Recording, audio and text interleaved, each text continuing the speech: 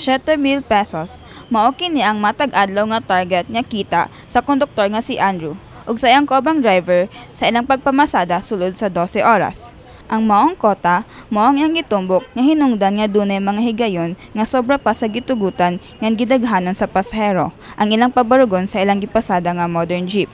Ug di mi magpabarog ma'am, maglisod man mi kay ang sitting wala nga mo kuha na 600 ang way kung sitting ra nya mo nang magpabarog gid mi kay tungudan ng makakuta mi nga di mi ma-short sa kuan bitaw sa remittance kay once nga ma-short mi sa remittance mapinaltihan mi sa mong kumpanya gud.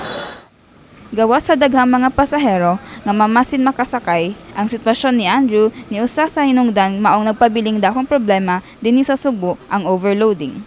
Gibutyag ni Land Transportation Franchising and Regulatory Board Regional Director Eduardo Monte Alto Jr. nga mas gipahugtan nila karon sa rehiyon ang pagpatuman sa anti-sardines policy. Gani, sunod pa sa miaging semana, sunod-sunod na ang ilang gihimo nga kinalit nga mga checkpoints ug operasyon.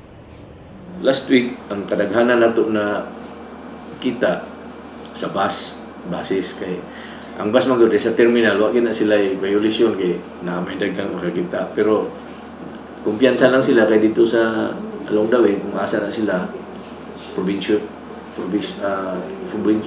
mo na ilang ruta daghan mi nakita dito so doon na tayo tulo kabuk na showcase dayon multa na siya.